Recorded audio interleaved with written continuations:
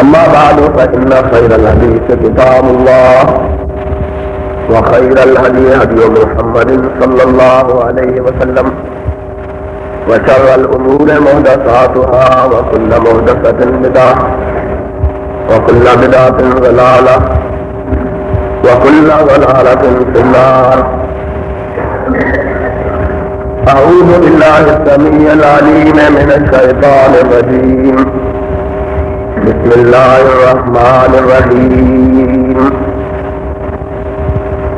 ظهر الفساد في البر والبحر بما كسبت أيدي الناس ليذيقهم بعض الذي عملوا لعلهم يرجعون.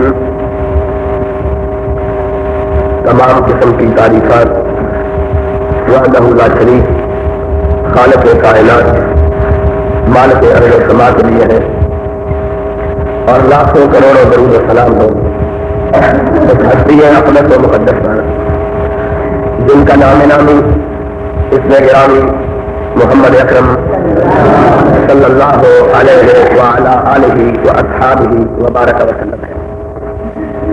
وہ ذات مقدسہ مبارکہ مطہرہ کہ رب العزت نے جنہیں رحمت کائنات بنا کر بھیجا اور جن کے ذریعے اہل کائنات کی ہدایت کا اور رہنمائی کا بندوبست فرمایا۔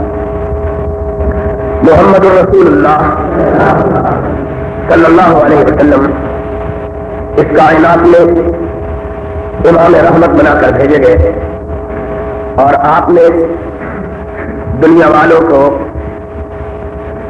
اس بات کا درس دیا وہ لوگ جو رب کی تابع گزاری، اللہ کی فرما برداری، رب کے احکامات پر عمل درآمد اور اللہ کے رسول محمد کریم علیہ الصلوۃ والسلام کے تعلیمات سے وابستگی اختیار کیے رکھیں گے، رب کائنات دنیا میں انہیں سرخرو فرمائے گا اور آخرت میں اللہ کی رحمتوں سے وہ ہمکنار ہوں گے۔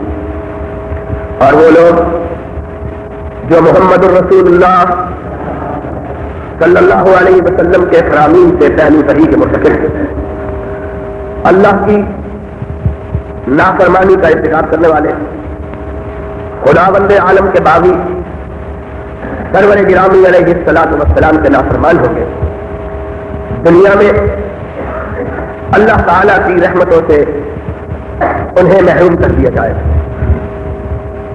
چنانچہ امام کائنات علیہ الصلوۃ والسلام نے اس کائنات ہوتے ہوئے اپنی امت کو مخاطب کرتے ہوئے اپنے صحابہ کو خطاب فرماتے ہوئے یہ تاریخی کلمات ارشاد کیے تھے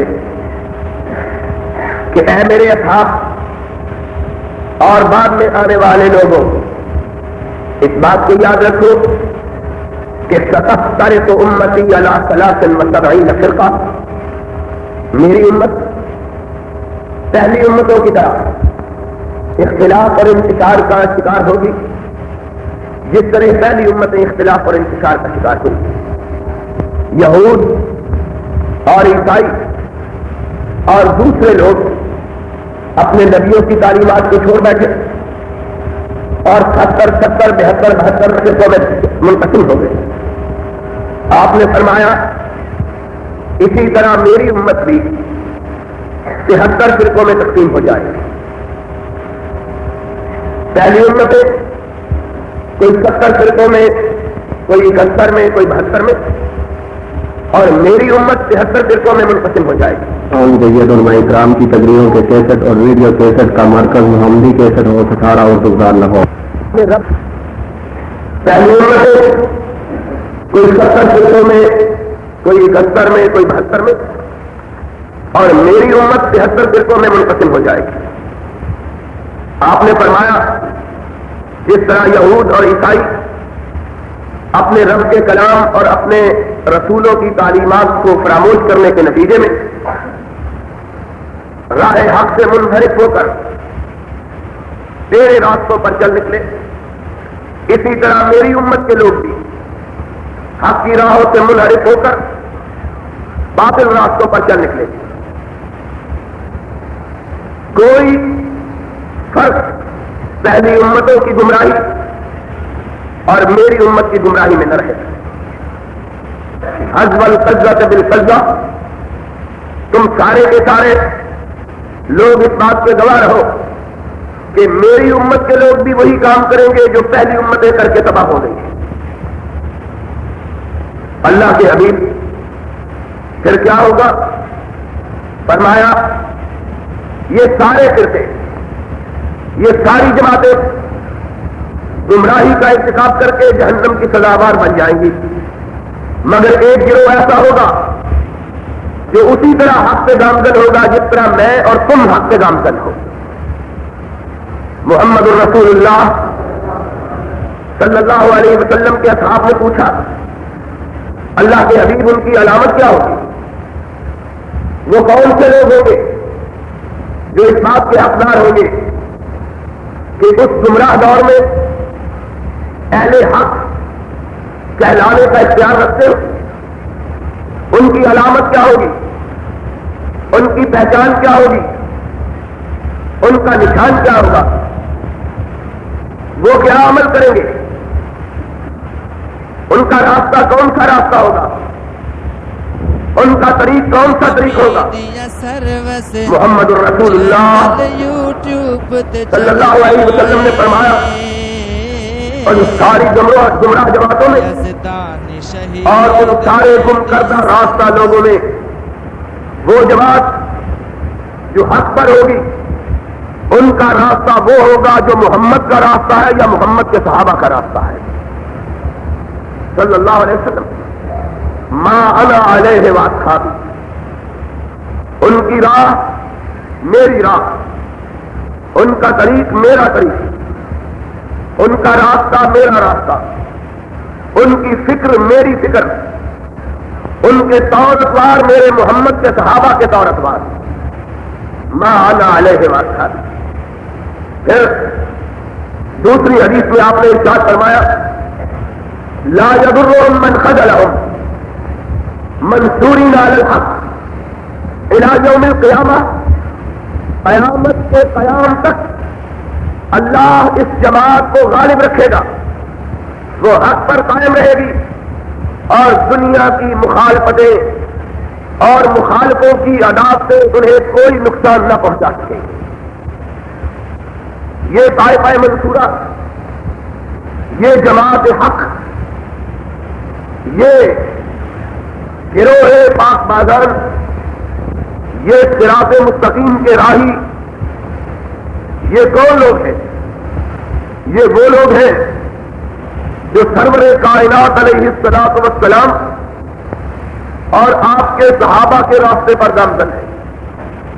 اور محمد الرسول اللہ صلی اللہ علیہ وسلم اور آپ کے اصحاب کا راستہ کیا ہے اس کے بارے میں بھی سرور گرامی علیہ الصلوۃ والسلام نے اپنی زندگی کے آخری ایام میں بڑے بادشاہ الفاظ میں یہ بات کہی تھی، لوگوں میں دنیا چھوڑ کر جانے والا ہوں لیکن میرا دین دنیا میں باقی رہنے والا ہے، اس لیے کہ یہ وہ دین نہیں ہے جو تب تک باقی رہے جب تک دین لانے والا باقی، اور جب دین عطا کرنے والا چلا جائے دین بھی اس کے ساتھ رخصت ہو جائے.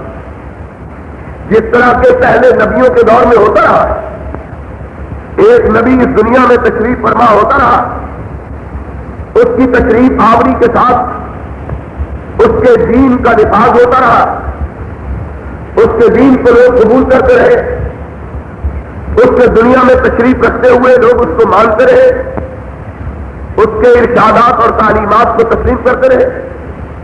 اور جب وہ دنیا سے رخصت ہوئے دین بھی ساتھ ہی رخصت ہو گیا. اللہ نے ایک نیا نبی، ایک نیا رسول ارسال کر دیا جس نے اپنی تعلیمات اور اپنے ارشادات سے لوگوں کو آگاہ کر کے اپنی پیروی اور اپنی فرما برداری کا حکم دیا. محمد الرسول اللہ صلی اللہ علیہ وسلم نے ارشاد فرمایا کہ میں تو اس دنیا سے رخصت ہو جاؤں گا لیکن میرا دین رخصت نہیں ہوگا. میرا دین دنیا میں تب تک باقی رہے گا جب تک دنیا باقی ہے، اور جب دنیا میں یہ دین باقی نہ رہے گا اللہ اس دنیا ہی کو باقی نہیں رکھے گا۔ اب سوال یہ پیدا ہوا کہ اللہ کے حبیب جب آپ اس دنیا میں نہیں ہوں گے اور دنیا میں لوگ آپ کے پیروکار موجود ہوں گے، پھر ان کی رہنمائی کس چیز کے ساتھ ہوگی؟ آج تو کوئی مسئلہ انہیں درپیش ہوتا ہے، وہ آپ کی بارگاہ میں آتے ہیں، آپ سے سوال کرتے ہیں، آپ سے ہم آ کے پوچھتے ہیں، آپ ہماری رہنمائی فرما دیتے ہیں، اور جب بھی کوئی ہمیں مشکل درپیش آتی ہے ہم آپ سے آ کر یہ مشکل حل کروا لیتے ہیں، لیکن جب آپ ہی نہیں ہوں گے پھر ہمیں گمراہیوں سے کون بچائے گا؟ پھر ہماری مشکلات حل کیسے ہوگی؟ پھر ہمارے مسائل کس طرح سلجھیں گے؟ پھر کیا ہوگا؟ آپ نے ارشاد فرمایا ترکت فیکم امرین لن تضلوا ما تمسکتم بہما کتاب اللہ و سنتی۔ لوگوں، جب وہ دن آئے گا کہ میں نہیں ہوں گا تو یاد رکھو میرے رب کی کتاب ہوگی، میری سنت ہوگی، میری غیر موجودگی میں تمہاری رہنمائی کے لیے رب کا قرآن بھی ہوگا، میرا فرمان بھی ہوگا۔ لن تضلوا ما تمسکتم بہما، اور میری امت کے لوگوں، جو شخص کتاب اور سنت کو مضبوطی سے تھامے رکھے گا نہ وہ گمراہ ہوگا، نہ دنیا کی کوئی طاقت اسے گمراہ کر سکے۔ اب ان ساری باتوں کو اکٹھا کر کے جب ہم دیکھیں تو ہمیں یہ معلوم ہوتا ہے کہ صرف اختلاف امت کے وقت وہی فرقہ حق پر ہوگا جس کے حق پر رہنے کی نبی کریم حضرت محمد الرسول اللہ صلی اللہ علیہ وسلم نے پشین گوئی کی ہے، اور حق پر قائم رہنے کا جسے نسخہ بتلایا ہے، جسے حق پر قائم رہنے کا طریقہ بتلایا ہے کہ تم حق پر کس طرح قائم رہ سکتے ہو۔ اس کے علاوہ کوئی دوسرا فرقہ، کوئی دوسری جماعت، کوئی دوسرا گروہ، کوئی دوسرا طبقہ حق پر نہیں ہو۔ حق پر صرف وہی گروہ، صرف وہی جماعت، صرف وہی دھڑا، صرف وہی طبقہ ہوگا جس نے اس طریقے کو اختیار کیا جس طریقے کو محمد الرسول اللہ صلی اللہ علیہ وسلم نے اختیار کرنے کا حکم، اور جو صرف اسے اپنا رہا جو نبی کائنات صلی اللہ علیہ وسلم نے اپنانے کا حکم دیا، اور جس نے اپنے سارے مسائل کا حل صرف ان دو چیزوں میں ڈھونڈا جن دو چیزوں کا تذکرہ ناطق وحی نے اپنی زبان وحی ترجمان سے کیا۔ آج کے اس دور میں بات اگر سمجھنے کی کوئی چاہت رکھتا ہو تو اس کے لیے یہ بات سمجھنی مشکل نہیں ہے کہ وہ کون سا گروہ، وہ کون سی جماعت، وہ کون سا طبقہ ہے جو آج کے اس گئے گزرے دور میں حق پر قائم ہے۔ کوئی مشکل نہیں ہے۔ کیوں مشکل نہیں ہے؟ اس لیے مشکل نہیں ہے کہ محمد الرسول اللہ صلی اللہ علیہ وسلم نے اس طبقے کے نشانات کو واضح طور پر بیان کر دیا، کسی بات کا ابہام نہیں رکھا۔ بالکل اسی طرح کہ اگر چھوٹے سے بچے کو سبزی خریدنے کے لیے ماں باپ گھر سے بھیجے اور بتلا کے بھیجے کہ اس طرح کی سبزی تم نے خرید کے لانا ہے، چھوٹا سا بچہ بھی سبزی کی خریداری کرتے ہوئے ان اوصاف کو اپنے ذہن میں ضرور رکھے گا جن کی تلقین اس کے ماں باپ نے کی ہے۔ آج کیا یہ بات بڑی مشکل ہے کہ ہم ان نشانات کو سامنے رکھ کر دین کی تلاش میں، حق کی تلاش میں، اہل حق کی تلاش میں نکلے، ان نشانات کو سامنے رکھ کر جو محمد الرسول اللہ صلی اللہ علیہ وسلم نے بیان کیا۔ اگر ہم ان نشانات کو، ان اوصاف کو سامنے رکھیں تو حق ڈھونڈنے میں ہمیں کوئی دشواری پیش نہیں آئے۔ اس لیے کہ اس دور میں بہت سی جماعتیں اپنا آغاز ہی تب سے بتلاتی ہے جبکہ نہ محمد الرسول اللہ صلی اللہ علیہ وسلم اس کائنات میں تھے، نہ آپ کے صحابہ میں سے کوئی اس کائنات میں موجود تھے۔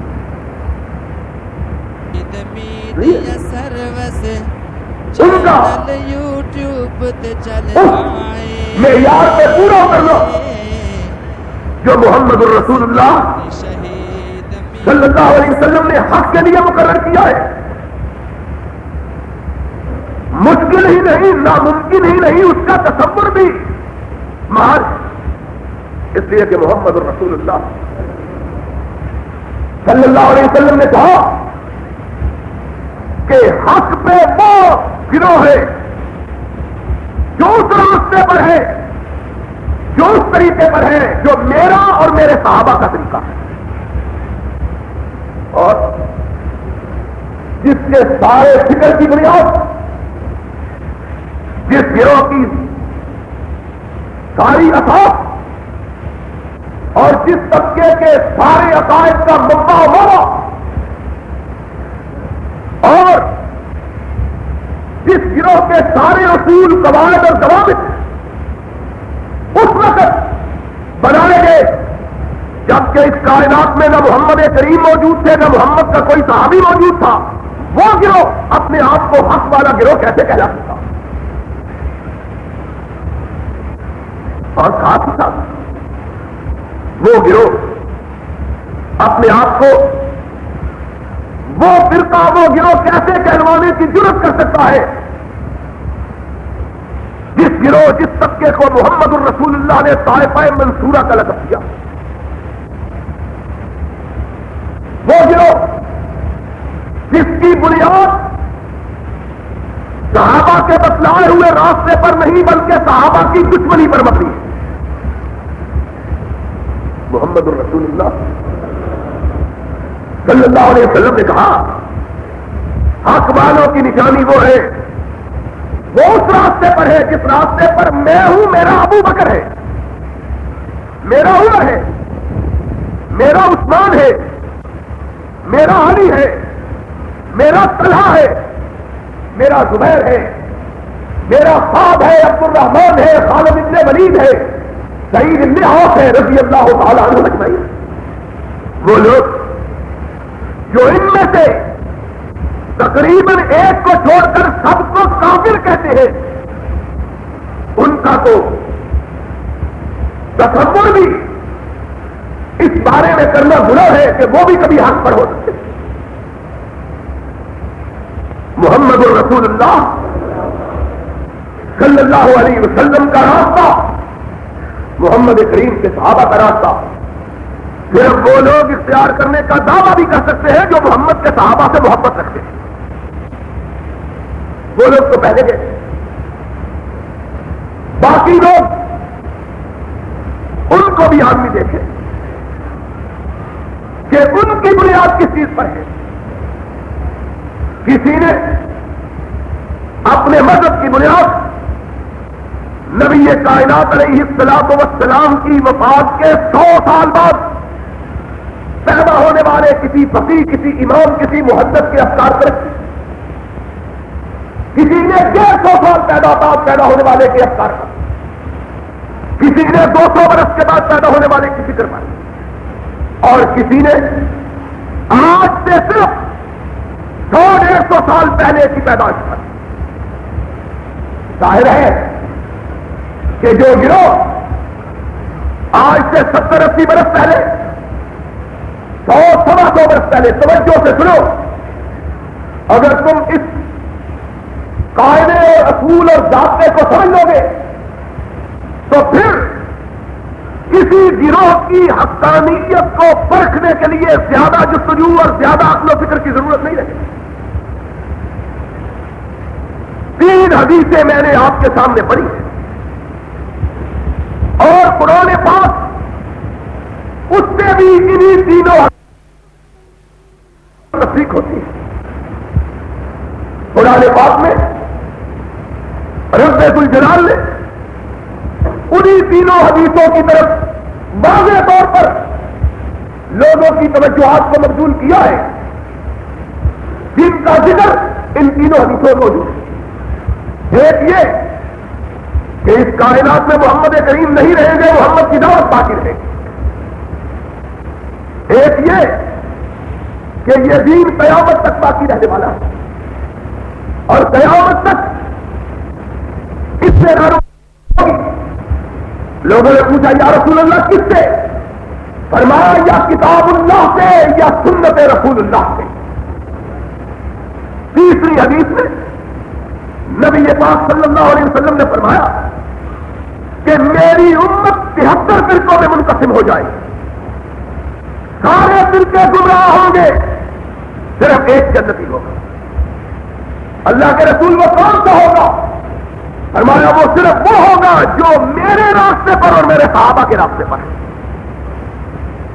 چوتھی حدیث میں نبی کائنات علیہ الصلوۃ والسلام نے کہا کہ یہ گروہ حق والوں کا گروہ، ان کی تعداد تھوڑی ہوگی لیکن دنیا کی کوئی بڑی سے بڑی طاقت بھی نہ ان کو گمراہ کر سکے گی، نہ ان پہ غلبہ پا سکے گی. یہ کیا ان چاروں حدیثوں کا جو خلاصہ ہے ان کا تذکرہ قرآن مجید میں موجود ہے.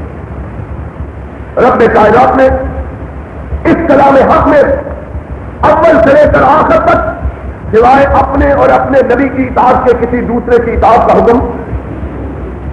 ایک بات، کتاب اللہ کا قرآن، اللہ کی اطاعت کس کے ذریعے؟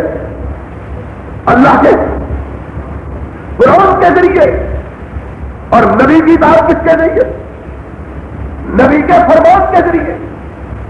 دوسری کسی بات کا حکم پورا قرآن اس سے بڑا پڑا، اطیعوا اللہ ورسولہ.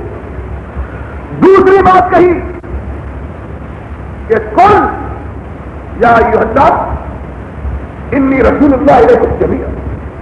اے میرے نبی کہہ دو کہ جب تک دنیا باقی ہے محمد کی رسالت باقی ہے. ما ارسلناک الا کافۃ للناس. سرور کائنات کی رسالت زمانے کے لیے نہیں، کسی مکان کے لیے نہیں، بلکہ پورے زمانوں کے لیے، پورے مکانوں کے لیے. دو بات.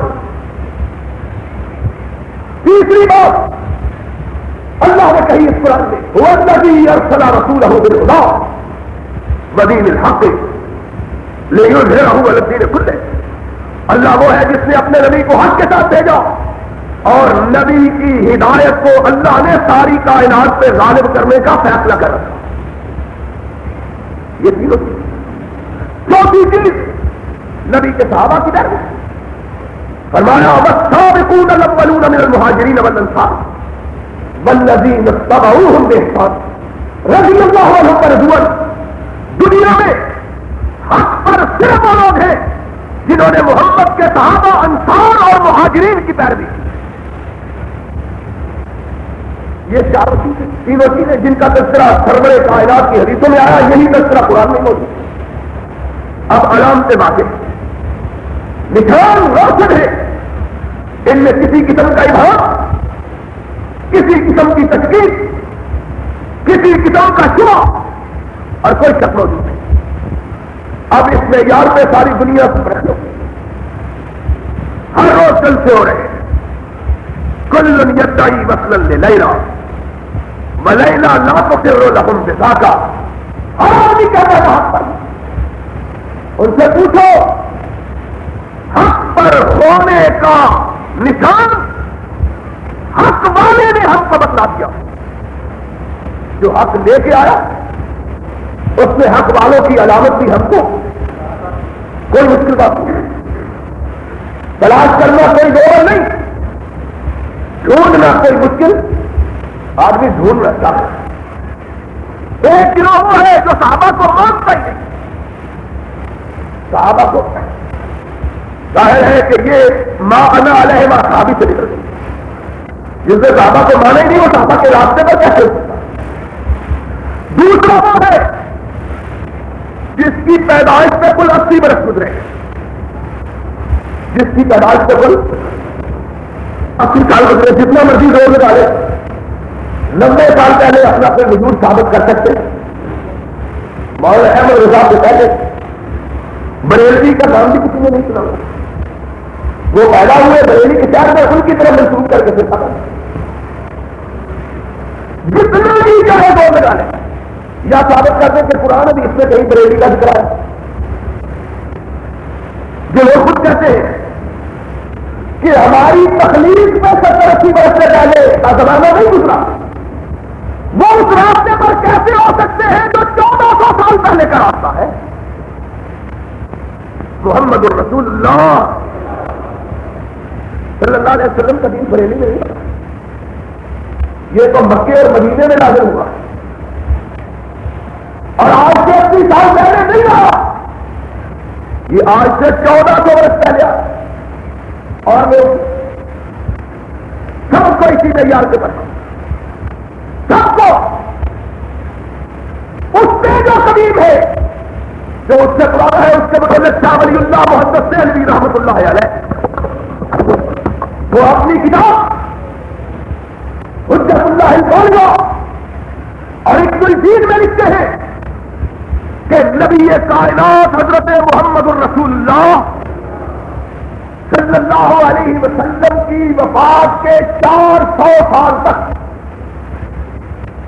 نبی کائنات صلی اللہ علیہ وسلم کی وفات کے 400 40 نہیں, 4 نہیں, 40 نہیں, 100 نہیں, 200 نہیں, 300 نہیں, 400 سال تک آپ کے بعد کسی مذہب کا کوئی وجود نہیں تھا.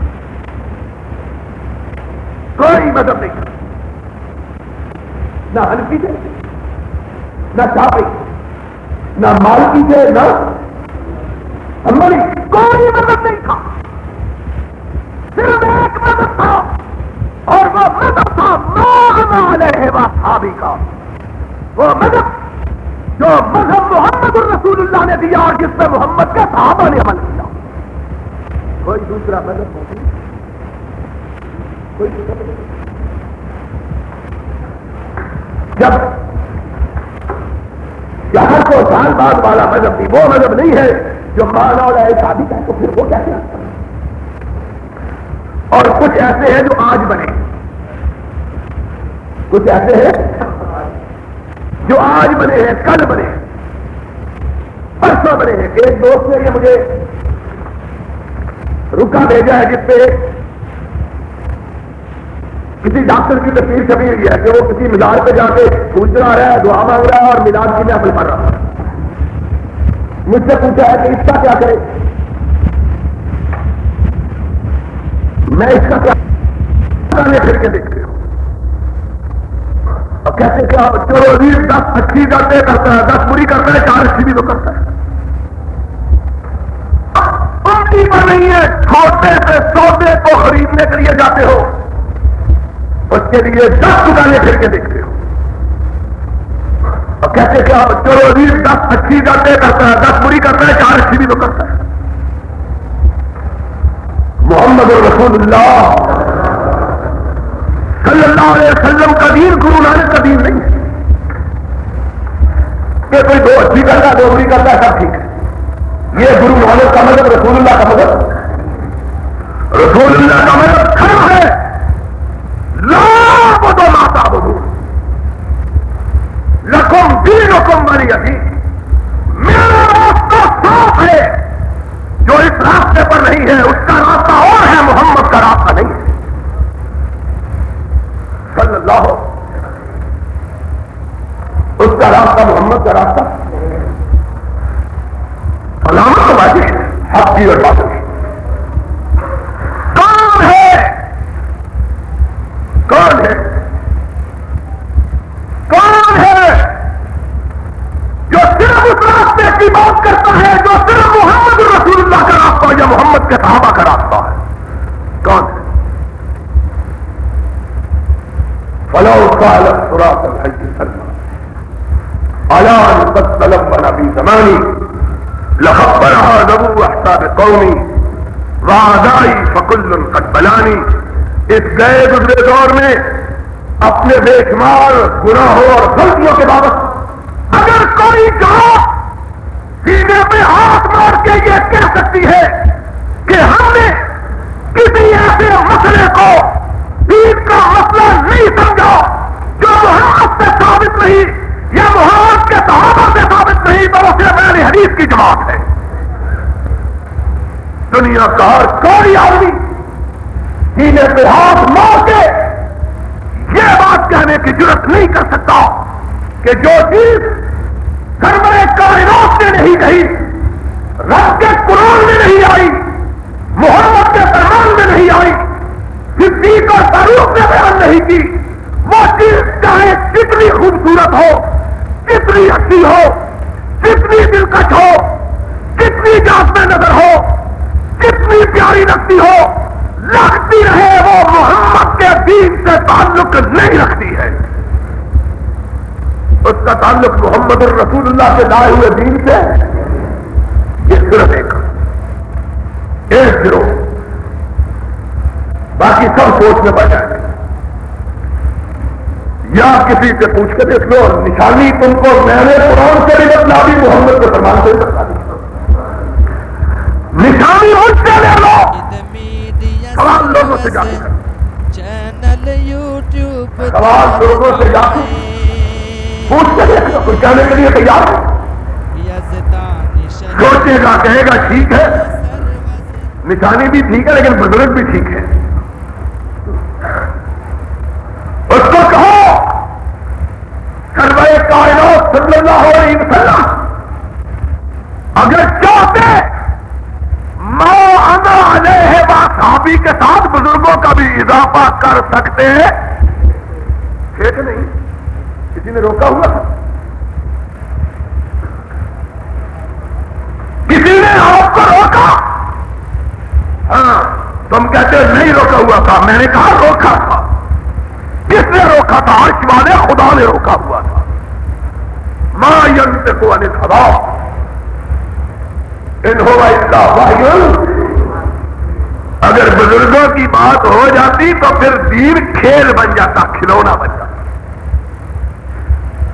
پھر بزرگوں کا جو ہے ہر آدمی کا اپنا اپنا بزرگ ہے.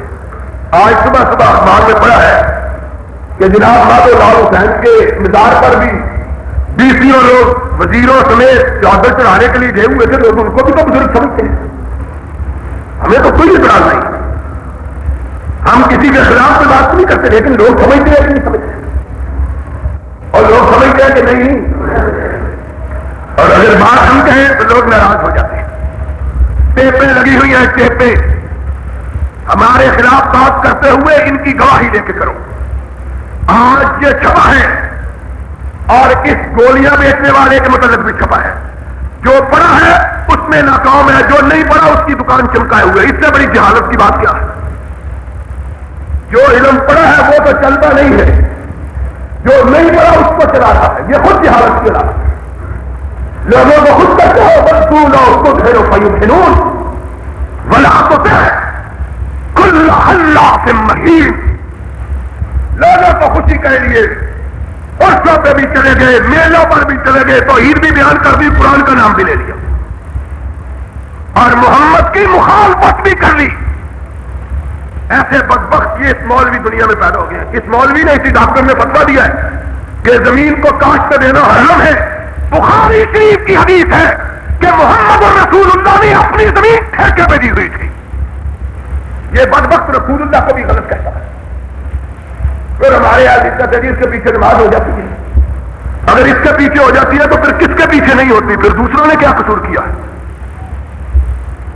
سن لو, مسئلہ یاد رکھو عزیز چودھری صاحب, جو آدمی اللہ کے خلاف بات کرتا ہے، قرآن کی آڑ لے کر اس کے پیچھے نماز نہیں ہوتی. اگر کسی نے نماز پڑھی ہے تو اس کو دہرانی چاہیے. آج کوئی قدر ہی باقی نہیں رہی، علم کی کوئی چیز باقی نہیں رہتی، کوئی قرآن و حدیث کا مسئلہ باقی نہیں رہتا. ایک بندہ ہوتا ہے جو اس کے دل میں آتا بکواس کرتا ہے. بخاری شریف کی حدیث ہے، بخاری شریف کی،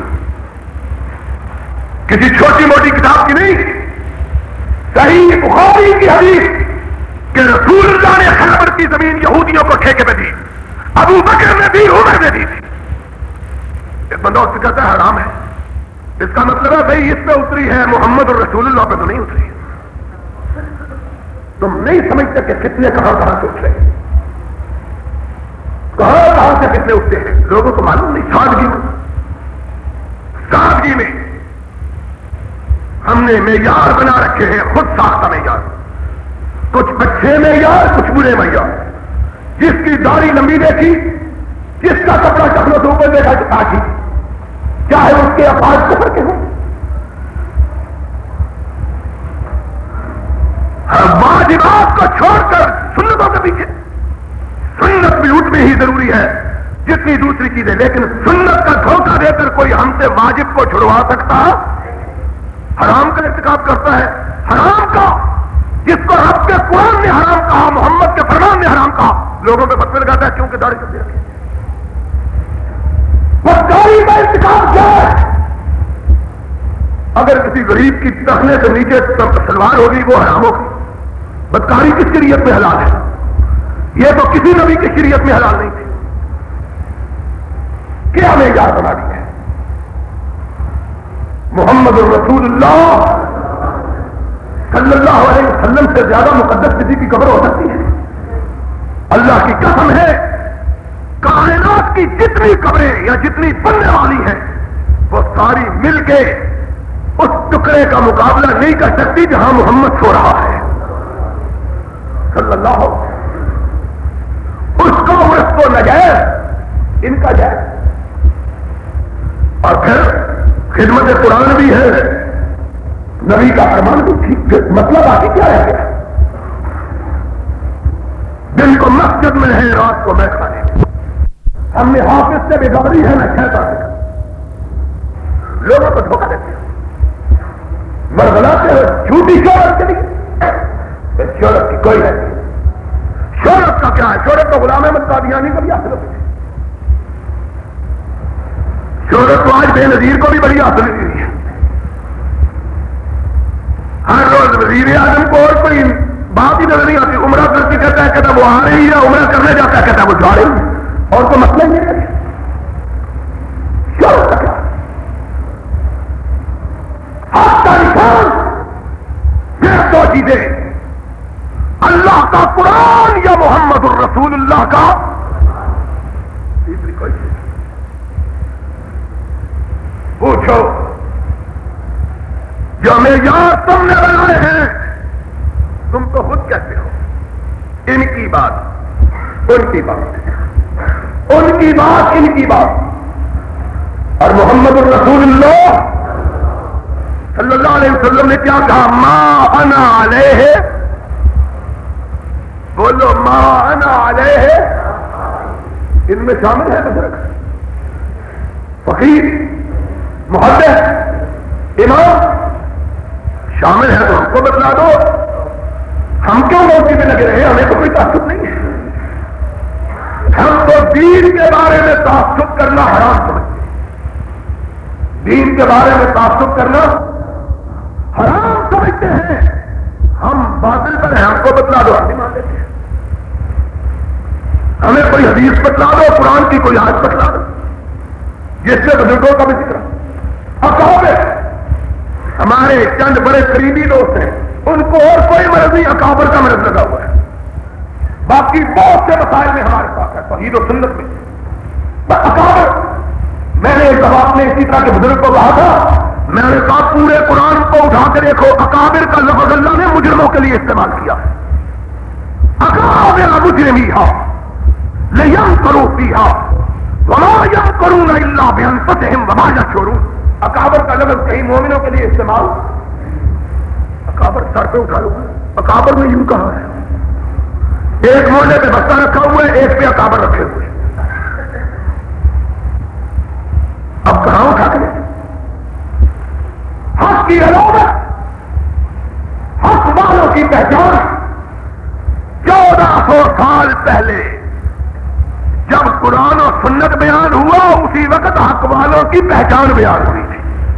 اسی وقت فاروق اعظم سب کہو رضی اللہ تعالی عنہ محمد کریم علیہ السلام کی زندگی میں ایک نبی کی کتاب پڑھ رہے تھے. ایک نبی پر اتری ہوئی کتاب تورات نبی کی کتاب ہے, کسی امتی کی نہیں. کس کی کتاب ہے؟ نبی کی, کسی امتی کی کتاب ہے. وہ کتاب پڑھ رہے ہیں. سرور کائنات آئے, فاروق کو تورات پڑھتے ہوئے دیکھا, چہرے پر شکلیں بڑھ گئی. وہ ہوٹ جنہوں نے صرف مسکرانا سیکھا تھا غصے سے لوٹنے لگے. آپ کا رنگ سرخ ہو گیا غصے سے. فاروق نے نہیں دیکھا, لیکن صدیق جس کی ساری تمنا ہی یہ ہوتی تھی کہ کبھی موقع ملے تو محمد کو نظر بھر کے دیکھ لو صلی اللہ علیہ وسلم, نگاہ اٹھی, رحمت کائنات کے چہرہ اقدس میں پڑی.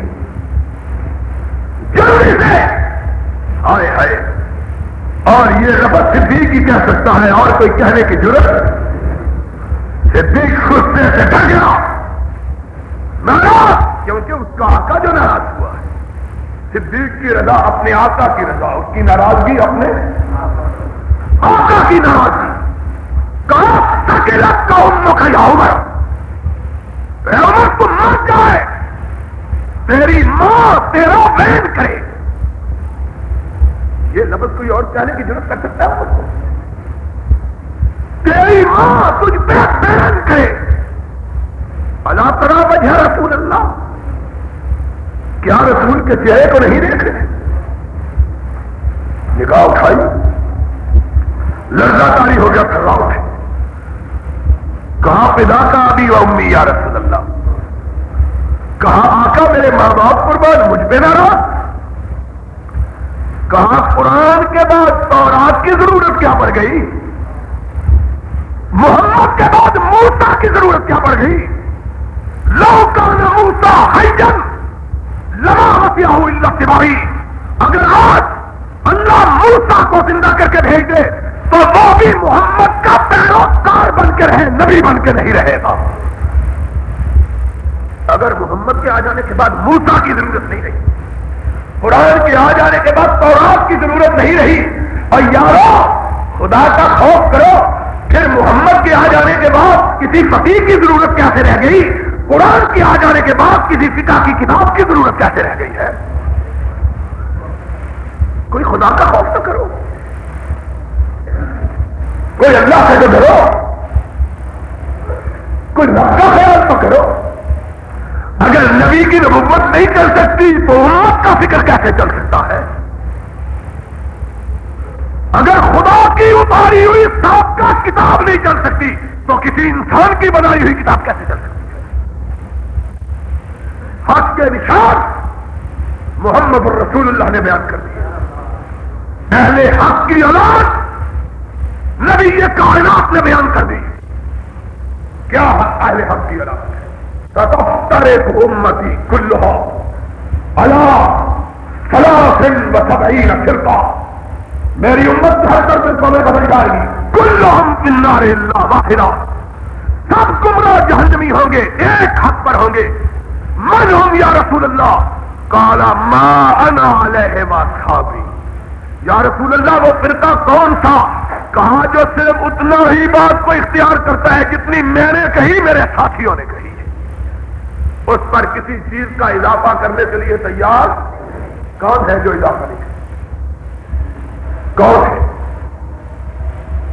اور ایک ہی گمراہی سے بچنے کی ایک ہی علامت کیا ترکت فیکم امرین لن تضلوا، اور ہم غلط ہو سکتے ہیں، مدینے والے کی بات غلط، مدینے والے نے کہا ہے لن تضلوا، تم گمراہ نہیں ہو سکتے.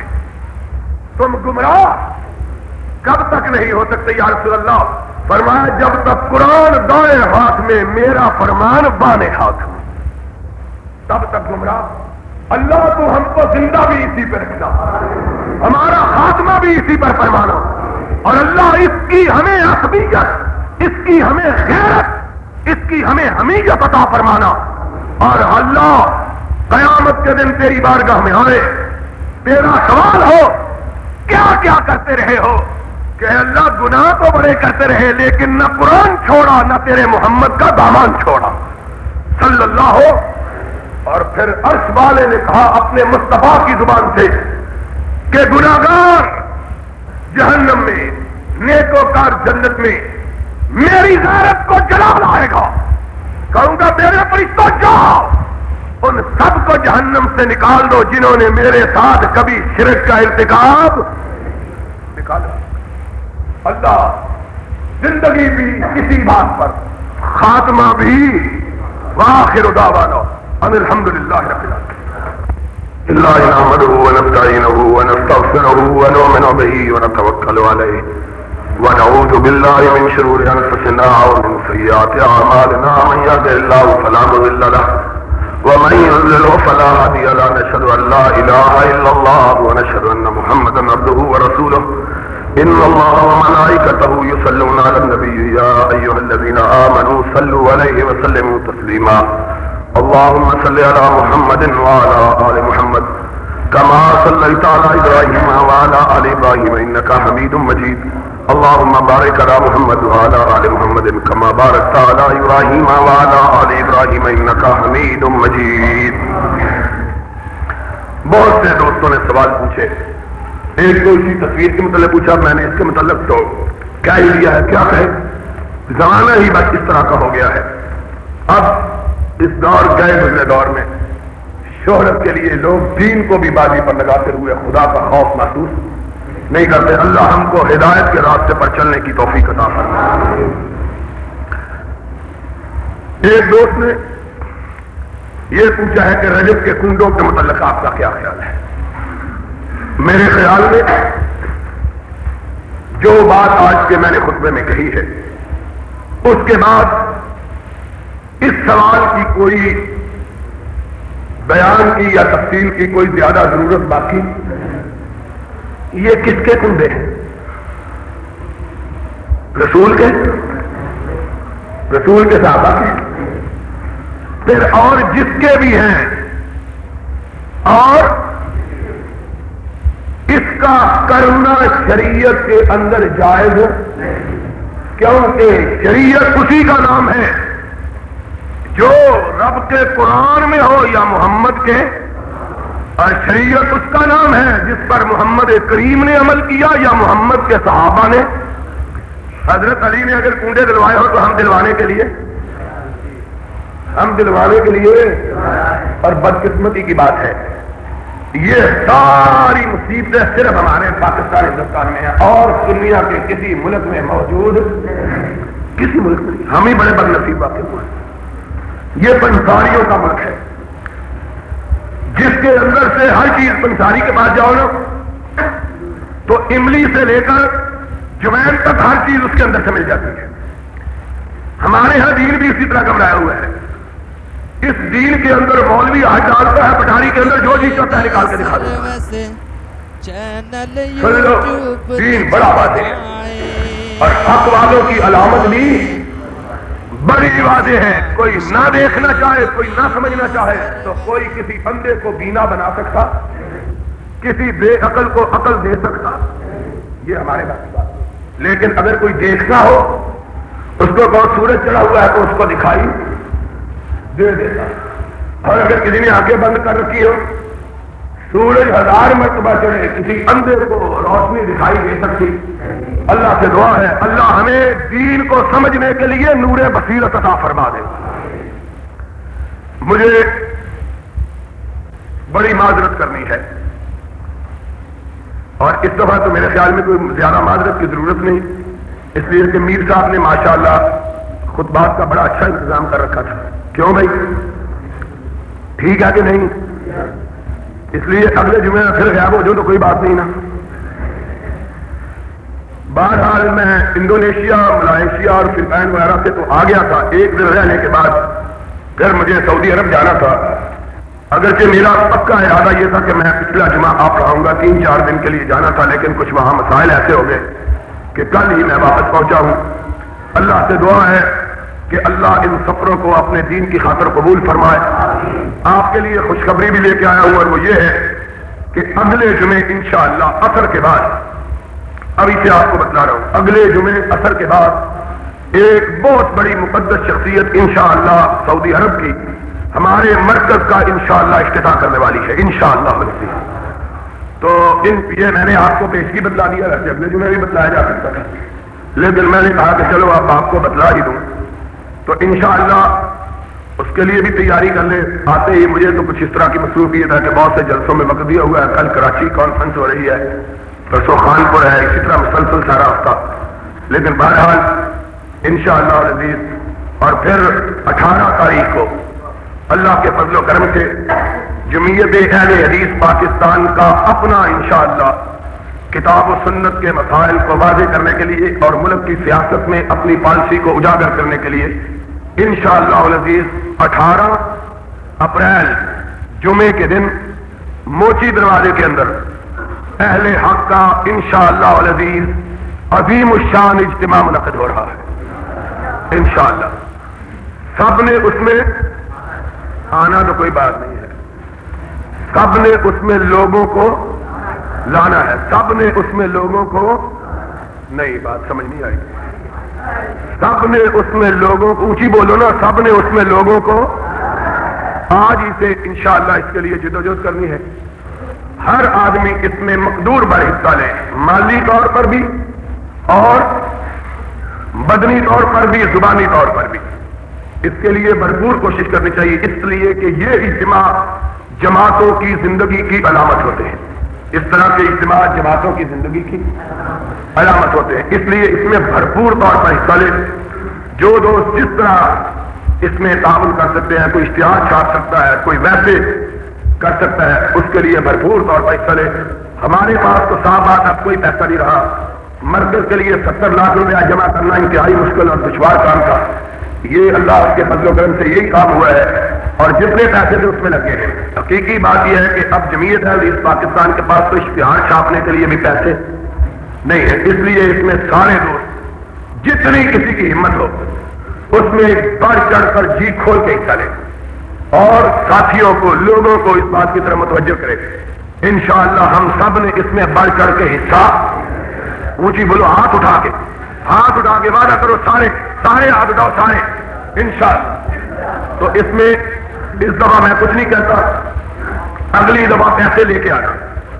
جتنے، کوئی 10 روپے دے سکتا ہے 10 روپے دے، کوئی 5 روپے دے سکتا ہے 5 روپے دے، تاکہ زیادہ سے زیادہ اس کو اللہ کے فضل و کرم سے کامیاب کروایا جا سکے.